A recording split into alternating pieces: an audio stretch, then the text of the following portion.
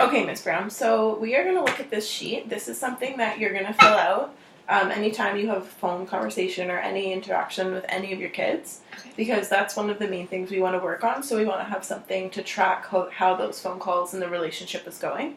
So anytime you talk to them, you're going to fill one of these out.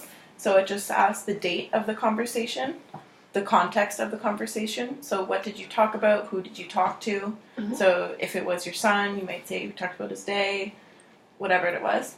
And then duration of conversation, so just how long it was. Okay. Emotions before the conversation, so you might have been really happy to talk to them, or maybe you were nervous to talk to them. So just identify those emotions. And then here is going to be the emotions after the conversation. So maybe they made you feel really sad, or maybe it was a good conversation, so you feel happy to talk to them. So that'll be good because we'll see the change in emotion from before the conversation to after. And then if it ends up that the phone call gives you any negative emotions, so anxiety, sadness, anger, something like that, we're going to have you fill out this sheet. So this is called a thought record sheet. Okay. So it monitors your emotions and automatic thoughts, which are thoughts that just kind of come to you. It's not something that you're purposely trying to think. Okay. So this is what you're going to fill out if you have any negative emotions. So it kind of walks you through what happened and the emotions that went along with it.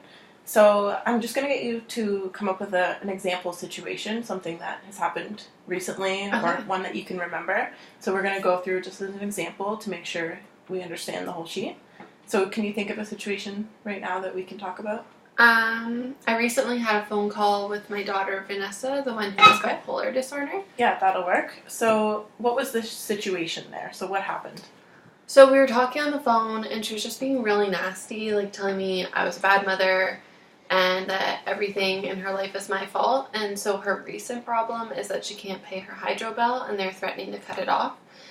And I can't help her because I don't have any extra money, and so she's saying it's all my fault, and it's because I didn't save her from the abuse from her father, and I just feel very bad. Okay, so that is a good description of the situation. So now, can you identify any emotions that happened when that was going on?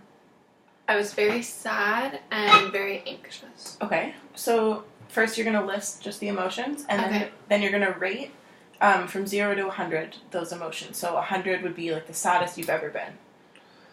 For sad, I'd say I was about a 90, and then anxious, probably like an 80. Okay, so 90 and 80, good.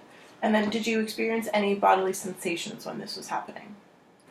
Like during the phone call? Yeah.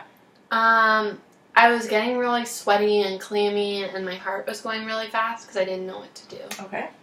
So that is good for this column. So now we're going to move into any unhelpful thoughts or images. So, and here it kind of gives you little prompts if you're not really sure what to say. So what went through your mind? What am I responding to? What button is this pressing for me?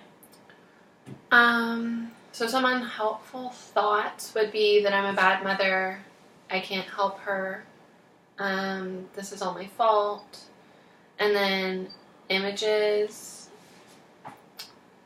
It's okay if there's not images. There might not always be. Yeah. But okay, so those are some good unhelpful thoughts. Well, not good, but good that you identified them. And then facts that support the unhelpful thoughts. So what makes those thoughts true? Well, I think that,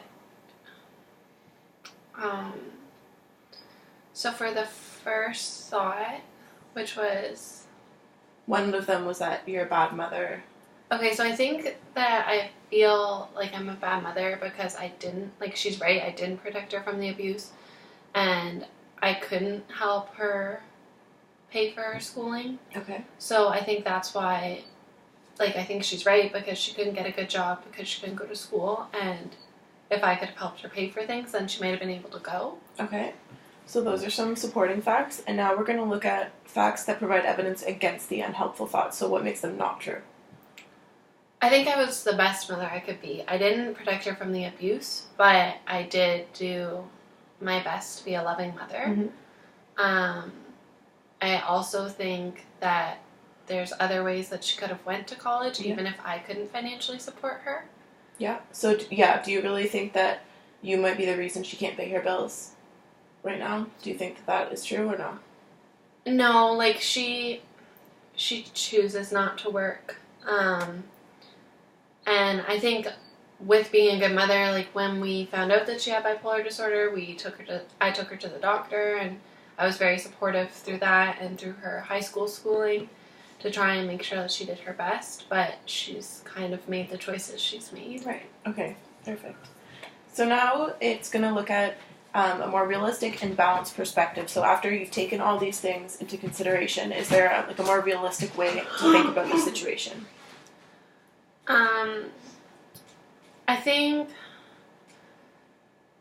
think that if, like, more realistically, if I took the time and, like, set the boundaries that I needed to set with her, that we would have a more positive relationship. And I think realistically, I'm not a bad mother, even though sometimes it's easy to think that way.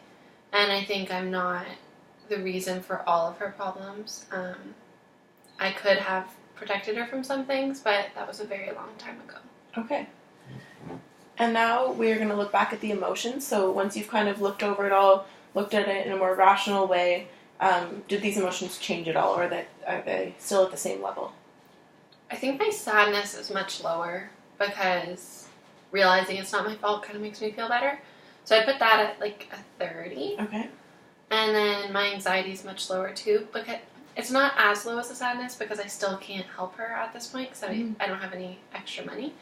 But I feel less like it's my fault, so that's probably a 40. Okay.